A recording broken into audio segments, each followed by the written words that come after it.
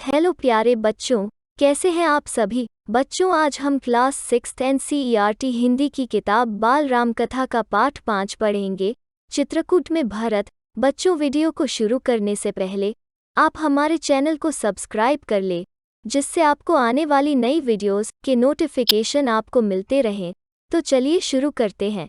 चित्रकूट में भरत केकई राज्य में थे। अपनी ननिहाल में अयोध्या की घटनाओं से सर्वथा अनभिज्ञ, लेकिन वे चिंतित थे। उन्होंने एक सपना देखा था, पर उसका अर्थ पूरी तरह नहीं समझ पा रहे थे। संगी साथियों के साथ बातचीत में उन्होंने कहा, मैं नहीं जानता कि उसका अर्थ क्या है, पर सपने से मुझे डर लगने लगा है। मैंने देखा कि समुद्र सूख गया, चंद्रमा धरती पर गिर पड़े, वृक्ष सूख गए। एक राक्षसी पिता को खींचकर ले जा रही है। वे रथ पर बैठे हैं, रथ गधे खींच रहे हैं।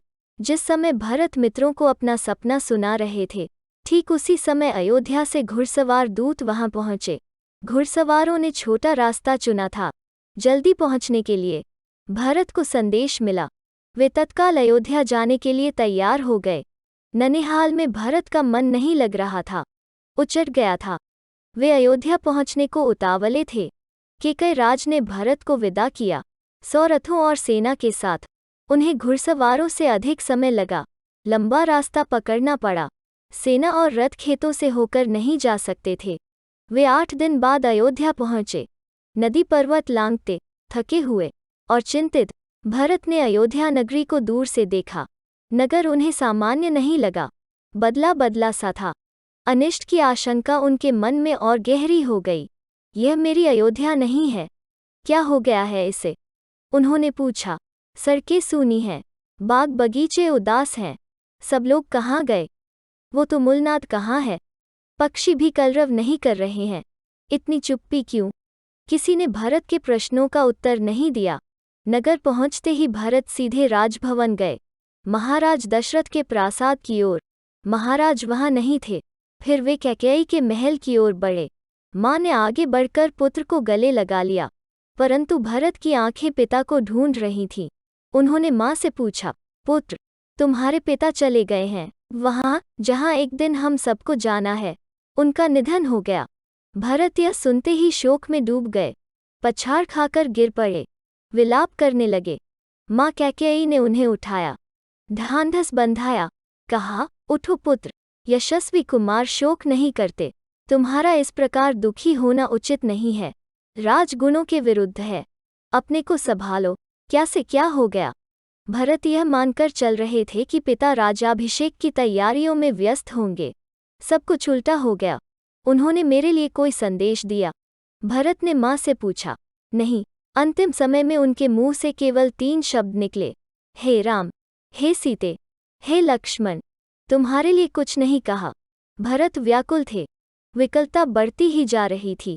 वो तुरंत राम के पास जाना चाहते थे। महाराज ने उन्हें वनवास दे दिया है, 14 वर्ष के लिए। सीता और लक्ष्मण भी राम के साथ गए हैं। कैकेयी ने भरत का मन पढ़ते हुए कहा। वो जानती थी कि भरत यहाँ से सीधे राम के पास ही जाएंगे, परंतु वनवास क्यों? भ्राता राम से कोई अपराध हुआ? राम ने कोई अपराध नहीं किया। महाराज ने उन्हें दंड भी नहीं दिया। इसके लिए मैंने महाराजा दशरथ से प्रार्थना की थी। मुझे तुम्हारे हित में यही उचित लगा, मैं तुम्हारा अहित नहीं देख सकती थी। कैकेयी ने कहा। वरदान की पूरी कथा सुनाते हुए उन्होंने कहा, उठो पुत्र, राजगद्दी संभालो, अयोध्या का निष्कंटक राज्य अब तुम्हारा है। भरत अपना क्रोध रोक नहीं सके, चीख पड़े, यह तुमने क्या किया? माते, ऐसा अनर्थ, घोर अपराध, अपराधिनी हो तुम। वन तुम्हें जाना चाहिए था, राम को नहीं। मेरे लिए यह राज अर्थहीन है। पिता को खोकर, भाई से बिछड़कर, नहीं चाहिए मुझे ऐसा राज्य। इस बीच मंत्रीगण और सभासद भी वहां आ गए। भरत बोलते रहे, तुमने पाप किया है। माते, इतना साहस कहाँ से आया तुम में? किसने तुम्हारी बुद्धि भ्रष्ट की? उल्टा पाठ किसने पढ़ाया? यह अपराध अक्षम्य है। मैं राजपद नहीं ग्रहण करूंगा। तुमने ऐसा सोचा कैसे? सभासदों की ओर मुड़ते हुए भरत ने हाथ जोड़कर कहा, आप भी सुन ले। मेरी माँ ने जो किया है, उसमें मेरा कोई हाथ नहीं है। मैं राम की सौगंध खाकर कहता हूँ, मैं राम के पास जाऊंगा, उन्हें मना कर लाऊंगा। प्रार्थना करूंगा कि वे गद्दी संभालें, मैं दास बनकर रहूंगा। भरत बहुत उत्तेजित हो गए थे, स्वयं पर नियंत्रण नहीं रख सके। बोलते बोलते उनकी सांस उखड़ने लगी, वे चकरा कर धरती पर गिर पड़े। सुध बुध लौटी तो भरत रानी कौशल्या के महल की ओर चल पड़े। उनसे लिपटकर बच्चों की तरह बिलख कर रोए, उनके चरणों में गिर पड़े। कौशल्या आहत थीं। उन्होंने कहा, पुत्र, तुम्हारी मनोकामना पूरी हुई, तुम जो चाहते थे हो गया। राम अब जंगल में है, अयोध्या का राज तुम्हारा है। मुझे बस एक दुख है, कैकेयी ने राज लेने का जो तरीका अपनाया वो अनुचित था, निर्मम था। तुम राज करो पुत्र, पर मुझ पर एक दया करो, मुझे मेरे राम के पास भिजवा दो। भरत ने रानी कौशल्या से क्षमा मांगी, सफाई दी। रानी कैकेयी के व्यवहार पर ग्लानि व्यक्त की, कहा, राम मेरे प्रिय अग्रज हैं, मैं उनका अहित सोच भी नहीं सकता, मैं निरपराध हूँ। कौशल्या ने भरत को क्षमा कर दिया, उन्हें गले से लगा लिया। भरत सारी रात फूट फूट कर रोते रहे। सुबह तक शत्रुघ्न को पता चल गया था कि कैकेयी के कान किसने भरे। मंथरा अयोध्या के घटनाक्रम से घबरा गई थी, छिप गई। कुछ दिनों से उसे किसी ने नहीं देखा। भरत और शत्रुघ्न राम को वापस लाने पर मंत्रणा कर रहे थे। तभी शत्रुघ्न की दृष्टि बचकर निकलती मंथरा पर पड़ी। उन्होंने लपक कर उसके बाल पकड़ लिए, खींचते हुए भरत के सामने लाए। भरत को दासी की भूमिका बताई।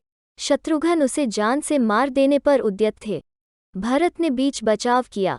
मुनि वशिष्ठ अयोध्या का राज सिंहासन रिक्त नहीं देखना चाहते थे, खाली सिंहासन के खतरों से वे परिचित थे।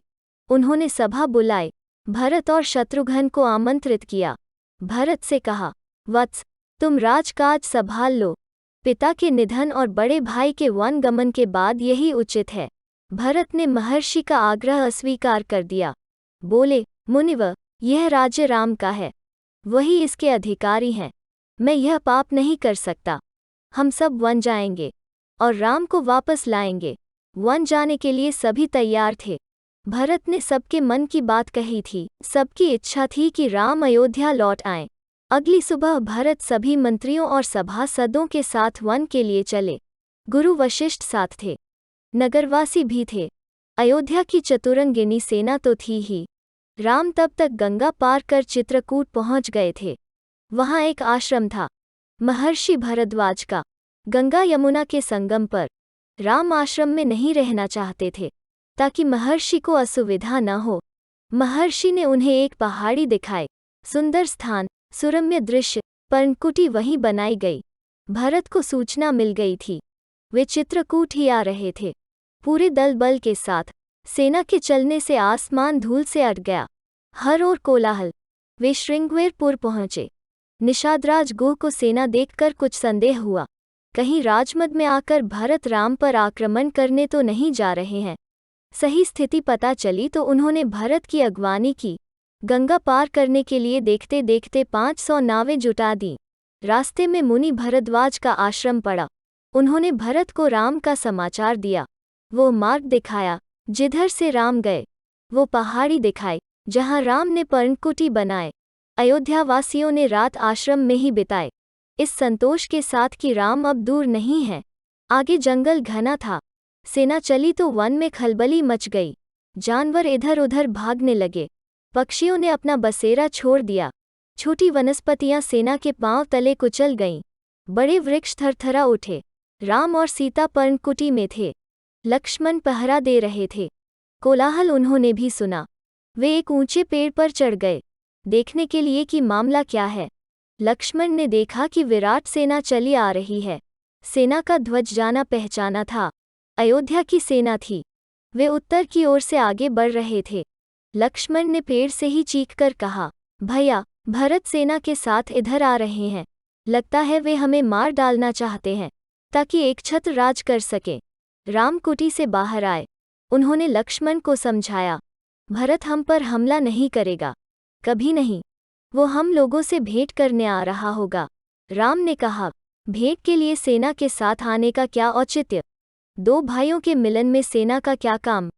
लक्ष्मण आश्वस्त नहीं थे, वे सेना पर आक्रमण करना चाहते थे। राम ने उन्हें रोक दिया। वीर पुरुष धैर्य का साथ कभी नहीं छोड़ते। कुछ समय प्रतीक्षा करो। इस प्रकार का उतावलापन उचित नहीं है। भरत ने सेना पहाड़ी के नीचे रोक दी।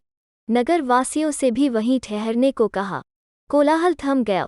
उसकी जगह पुनः वन की नैसर्गिक शांति ने ले ली। भरत ने पहाड़ी को प्रणाम किया। शत्रुघ्न को साथ लेकर नंगे पांव ऊपर चढ़े। पांवों की गति अचानक बढ़ गई। भाई से मिलने की उत्कंठा में वे और प्रतीक्षा नहीं कर सकते थे। पहाड़ी पर दूर से उन्हें एक छवि दिखी। वो राम थे, शिला पर बैठे हुए। पास ही सीता और लक्ष्मण बैठे थे। भरत दौड़ पड़े, राम के चरणों में गिर पड़े। उनके मुंह से एक शब्द भी नहीं निकला। शत्रुघ्न ने भी राम की चरण वंदना की, बोले वे भी नहीं। उन्होंने दोनों को उठाकर सीने से लगा लिया। सबकी आंखों में आंसू थे। भरत साहस नहीं जुटा पा रहे थे बड़े भाई को यह सूचना देने का कि पिता दशरथ नहीं रहे। एक दुखद समाचार है भ्राता, बहुत कठिनाई से उन्होंने कहा। पिता दशरथ नहीं रहे। आपके आने के छठे दिन दुख में प्राण त्याग दिए। राम सन्न रह गए, शोक में डूब गए। राम को पता चला कि भरत के साथ केवल सेना नहीं आई है, नगरवासी आए हैं, गुरुजन हैं, माता हैं, कैकेयी भी। राम लक्ष्मण पहाड़ी से उतरकर उनसे भेंट करने आए, सबसे स्नेह से मिले। सीता को तपस्विनी के वेश में देखकर माताएं दुखी हुईं। राम ने कैकेयी को प्रणाम किया, सहज भाव से। कैकेयी मन ही मन पछता रही थी। अगले दिन भरत ने राम से राजग्रहण का आग्रह किया, समझाया, विनती की कि अयोध्या लौट चलें। राम इसके लिए तैयार नहीं हुए। पिता की आज्ञा का पालन अनिवार्य है। पिता की मृत्यु के बाद मैं उनका वचन नहीं तोड़ सकता। भरत को राजकाज समझाया, कहा कि अब तुम ही गद्दी संभालो, यह पिता की आज्ञा है। राम भरत संवाद के समय मंत्री और सभासद वहां उपस्थित थे, मुनि वशिष्ठ भी। भरत बार बार राम से लौटने का आग्रह करते रहे। राम हर बार पूरी विनम्रता और दृढ़ता के साथ इसे अस्वीकार करते रहे। महर्षि वशिष्ठ ने कहा, राम, रघुकुल की परंपरा में राजा ज्येष्ठ पुत्र ही होता है। तुम्हें अयोध्या लौटकर अपना दायित्व निभाना चाहिए, इसी में कुल का मान है। राम ने बहुत संयत स्वर में कहा, चाहे चंद्रमा अपनी चमक छोड़ दे, सूर्य पानी की तरह ठंडा हो जाए, हिमालय शीतल न रहे, समुद्र की मर्यादा भंग हो जाए, परंतु मैं पिता की आज्ञा से विरत नहीं हो सकता। मैं उन्हीं की आज्ञा से वन आया हूँ। उन्हीं की आज्ञा से भरत को राजगद्दी संभालनी चाहिए। राम किसी तरह लौटने को तैयार नहीं हुए। भरत के चेहरे पर निराशा के भाव थे। वे विफल हो गए थे राम को मनाने में। आप नहीं लौटेंगे तो मैं भी खाली हाथ नहीं जाऊंगा। आप मुझे अपनी खड़ाऊं दे दें, मैं 14 वर्ष उसी की आज्ञा से राजकाज चलाऊंगा। भरत का यह आग्रह राम ने स्वीकार कर लिया, अपनी खड़ाऊं दे दी। भरत ने खड़ाऊं को माथे से लगाया और कहा, 14 वर्ष तक अयोध्या पर इन चरण पादुकाओं का शासन रहेगा। सबको प्रणाम कर राम ने उन्हें चित्रकूट से विदा किया। राम की चरण पादुकाओं को एक सुसज्जित हाथी पर रखा गया। प्रतिहारी उस पर चंवर डुलाते रहे। अयोध्या पहुंचकर भरत ने पादुका पूजन किया। कहा, ये पादुकाएं राम की धरोहर हैं, मैं इनकी रक्षा करूंगा, इनकी गरिमा को आंच नहीं आने दूंगा। भरत अयोध्या में कभी नहीं रुके, तपस्वी के वस्त्र पहने और नंदीग्राम चले गए।